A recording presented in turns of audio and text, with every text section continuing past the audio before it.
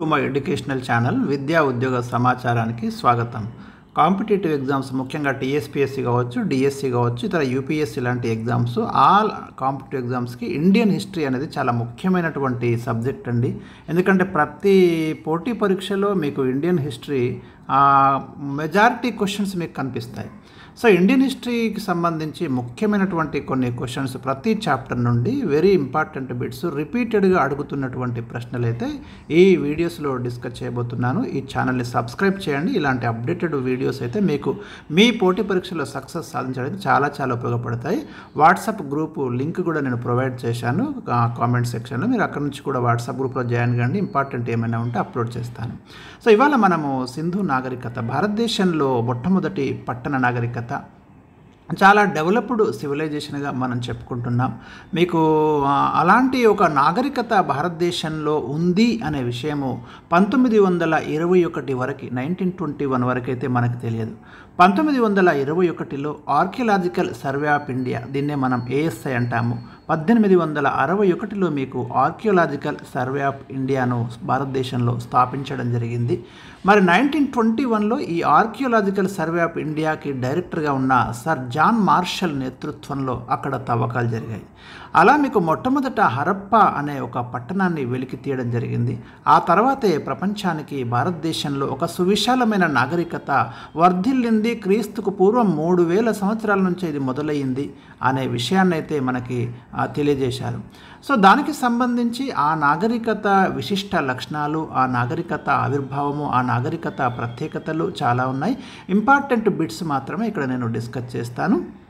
So మీకు మొట్టమొదట చూడండి, సింధు నాగరికత ఏ యుగానికి చెందింది అనే ప్రశ్న ఉంది. ఇది కాంస్య యుగానికి చెందింది. ఎందుకంటే ఇక్కడ మీకు ప్రధానంగా వీరు వాడినటువంటి లోహము, ఇది మిశ్రమ లోహము, బ్రాంజ్ అంటాము. కాపర్ అండ్ టిన్, ఈ రెండింటిని కలిపి మనము కంచు లేదా కాంస్యం తయారు చేస్తాము. వీరు ప్రధానంగా దీన్ని ఉపయోగించడం జరిగింది. వెరీ ఇంపార్టెంట్ క్వశ్చన్ అండి. ఇది చాలాసార్లు ఈ ప్రశ్న రిపీటెడ్గా వస్తుంది. క్వశ్చన్ నెంబర్ 2 చూడండి, సింధు నాగరికత కాలం ఎప్పుడు? ఇక్కడ అభ్యర్థులు గమనించాల్సింది ఒక విషయం ఉంది. మీకు సింధు నాగరికత కాలానికి సంబంధించి డిఫరెంట్ టైమ్స్ కనిపిస్తాయి. నో ప్రాబ్లం అండి, ఇదంతా మీరు ఆందోళన చెందాల్సినటువంటి అవసరం లేదు. ఎందుకంటే ఇది క్రీస్తుకు పూర్వం 3000 నుంచి 1500 మధ్య స్థూలంగా ఉంది అని అనేక చారిత్రక ఆధారాలు నిరూపించాయి.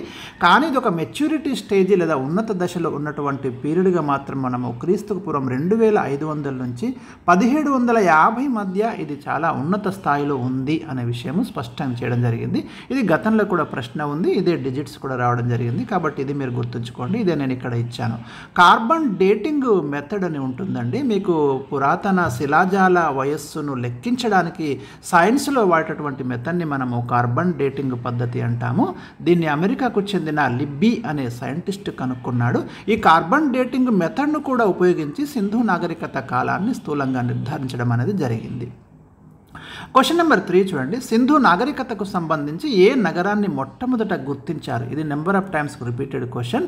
హరప్ప నగరాన్ని దయారాం సహానీ నేతృత్వంలో ఇక్కడ తవ్వకాలు జరిగాయి. మీరు కన్ఫ్యూజ్ కావద్దు. సర్ జాన్ మార్షల్ ఏమో ఏఎస్ఐ డైరెక్టర్ జనరల్గా ఉన్నాడు, అంటే ఓవరాల్ మానిటరింగ్ ఉంది. ఇక్కడ ప్రత్యేకంగా ఈ ఏరియాలో హరప్ప నగరాన్ని వెలికి తీసింది మాత్రం దయారాం సహానీ నేతృత్వంలో జరిగిన తవ్వకాలు. ఎందుకంటే ఒక్కొక్క నగరాన్ని ఒక్కొక్కరు ఇన్ఛార్జ్ తీసుకొని తవ్వకాలు జరుపుతున్నారు కాబట్టి మీకు ఆ యాంగిల్లో క్వశ్చన్స్ వస్తాయి. మీరు ఫస్ట్ ఇక్కడైతే హరప్పాను వెలికి తీయడం అనేది జరిగింది. హరప్పా గురించి మీకు ఋగ్వేదంలో కూడా ఉంది, హరియూపియా అని ప్రధానంగా ప్రస్తావించబడింది. కాబట్టి ఏ సింధు నాగరికత పట్టణము ఋగ్వేదంలో ప్రస్తావించబడింది అనే ప్రశ్న కూడా రావచ్చు, గుర్తుంచుకోండి. అండ్ ఏ సంవత్సరం హరప్పా నగరం గుర్తించబడింది? 1921 రిపీటెడ్. హరప్పా నగర అవశేషాలు ఎవరు వెలికి తీశారు? దయారాం సహాని, ఇందాకనే చెప్పాను. సింధు ప్రజల లిపి ఏది? సింధు ప్రజలకు లిపి ఉందండి, మీరు గమనించండి. కానీ ఈ లిపిని మనము అంటే కంప్లీట్గా డీకోడ్ చేయలేకపోతున్నాము. అందుకే ఈ కాలాన్ని మనం ఏమన్నామంటే ప్రోటో హిస్టారిక్ పీరియడ్ అంటున్నాం. మీరు గమనించండి, ఇక్కడ హిస్టారిక్ పీరియడ్ అంటే లిపి ఉండి మనం దానిని చదవగలిగితే దాన్ని చారిత్రక యుగం అంటాం. లిపి పూర్తిగా లేకపోతే దాన్ని ప్రీ హిస్టారిక్ పీరియడ్ అన్నారు. చారిత్రక పూర్వయుగం. అక్కడ మీకు లిపికి సంబంధించిన ఆధారాలు లేవు, లిపి లేదు. కానీ సింధు నాగరికత లిపి ఉంది, కానీ దాన్ని సంపూర్ణంగా మనం చదవలేకపోతున్నాం. కాబట్టి దీన్ని ప్రోటో హిస్టారిక్ పీరియడ్ అంటున్నాం. ఇది కూడా క్వశ్చన్ ఉంది మీకు, గమనించండి. లిపి ఉండి కూడా చదవలేని కాలాన్ని మనం ప్రోటో హిస్టారిక్ పీరియడ్ అంటాము. లిపి ఉండి చదవగలిగితే దాన్ని హిస్టారిక్ పీరియడ్ లేదా చారిత్రక యుగం అని అంటున్నాము. సో లిపి పూర్తిగా లేకపోతే దాన్ని ప్రీ హిస్టారిక్ పీరియడ్ అని మనం ప్రధానంగా పిలుస్తున్నాం. సింధు నాగరికత త్రవ్వకాలు జరిగినప్పుడు ఏఎస్ఐ డైరెక్టర్ జనరల్, ఇందాక నేను చెప్పాను, సర్ జాన్ మార్షల్ సింధు నాగరికత తవ్వకాలు జరిపినప్పుడు archaeological survey of India director జనరల్గా ఉన్నారు.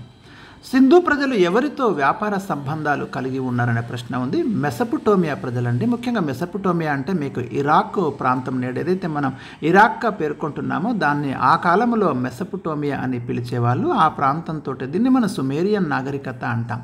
ఎందుకంటే సింధు నాగరికత భారతదేశంలో ఉన్నప్పుడే మీకు సమకాలీన నాగరికతలు ప్రపంచంలో ఇంకా ఉన్నాయి.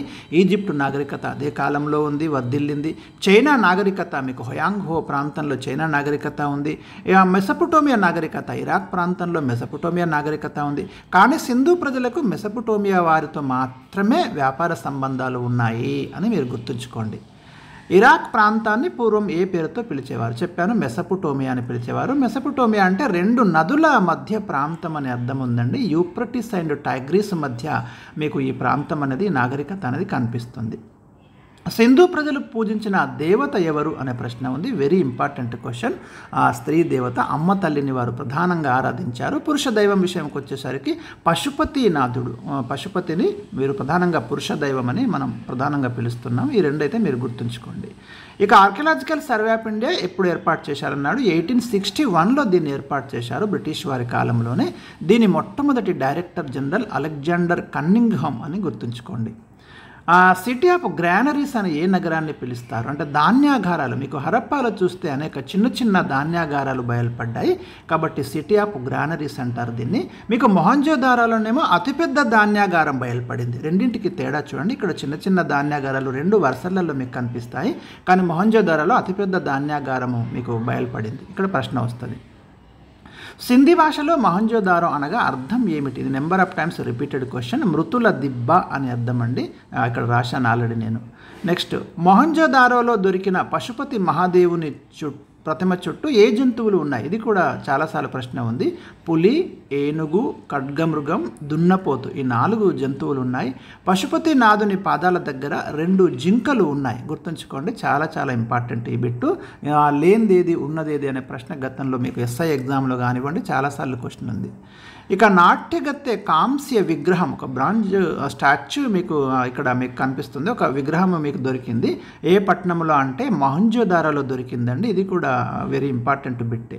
ఇక అతిపెద్ద స్నాన వాటిక ఎక్కడ బయలుపడిందనే ప్రశ్న ఉంది. మొహంజోదారోలో బయలుపడింది, గ్రేట్ బాత్ అంటాము. ఇక్కడ మతపరమైనటువంటి ఏదైనా కార్యక్రమాలు జరిగి ఉండవచ్చు. దేవాలయాలకు సంబంధించిన ఆధారాలు మీకు ప్రధానంగా ఎక్కడ సింధు నాగరికతలో, మీకు హరప్పా నాగరికతలో ఎక్కడ పెద్దగా లభించలేదు.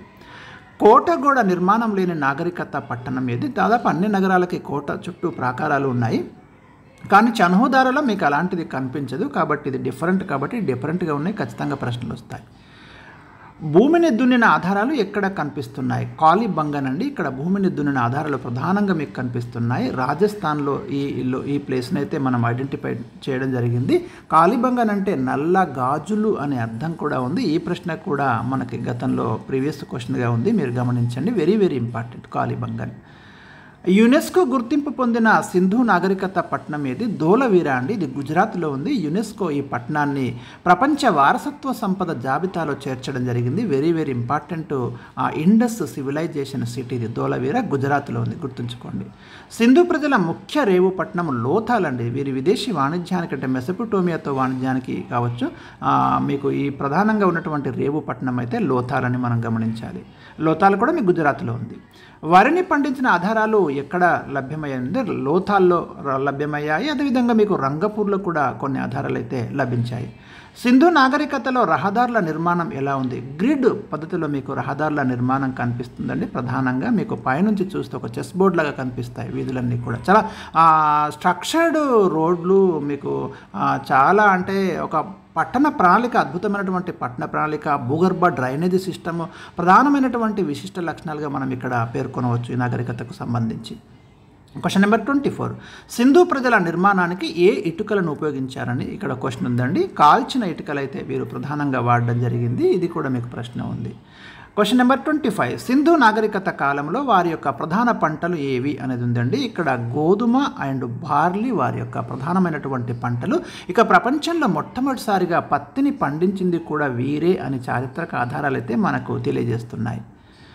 సింధు నాగరికతకు సంబంధించి ఇది రిపీటెడ్ క్వశ్చన్ అండి, లోథాల్ అండ్ రంగాపూర్. 27, సింధు ప్రజల వ్యాపార సంబంధాలు ఆల్రెడీ రిపీటెడ్ క్వశ్చన్, మెసొపొటేమియా లేదా సుమేరియా ప్రజలతో. ఇక సుమేరియా గ్రంథాలు సింధు ప్రాంతాన్ని ఏ పేరుతో వ్యవహరిస్తున్నాయని ఉంది, వెరీ ఇంపార్టెంట్. మెలూహా అనే పేరుతో మనకు అక్కడ వారి గ్రంథాలలో కనిపిస్తుంది. మెలూహా అంటే సింధు ప్రాంతం అని మనం ఇక్కడ గమనించాలి. క్వశ్చన్ నెంబర్ 29, సింధు ప్రజలకు ఏ లోహం గురించి తెలియదు. ఇనుము గురించి వారికి తెలిసినట్టుగా మనకు ఆధారాలు అయితే లభించలేదండి. సో కాబట్టి వారికి ఇనుము గురించి అయితే తెలియదు, గమనించాలి. సింధు నాగరికత ప్రజలు ముద్రికలను, వీటిని మనం సీల్స్ అంటాము, వివిధ రకాల అవసరాల కోసం వీటిని అయితే వాడినట్టు మనకు తెలుస్తుంది. దీన్ని స్టియటైట్ అనే మెత్తని రాయితో ఈ సీల్స్ని అయితే తయారు చేయడం జరిగింది. Very important. ఇవి 30 క్వశ్చన్స్ ఇక్కడ బిట్స్ ఇచ్చాను. నెక్స్ట్ వీడియోలో కంటిన్యూషన్గా ఇస్తాను. వెరీ ఇంపార్టెంట్ బిట్స్ అండి, ఏది కూడా మిస్ కాకుండా చూస్తాను. మీరు ఛానల్ అయితే ఫాలో కండి, మీ కామెంట్స్ని కూడా నాకు తెలియజేయండి. ఇంకా మీకు ఎలాంటి మెటీరియల్ కావాలి నాకు మీరు కామెంట్స్ రూపంలో తెలియజేస్తే టీఎస్పీఎస్కి సంబంధించి చాలా ప్రామాణికమైన మెటీరియల్ అయితే అందించబోతున్నాను.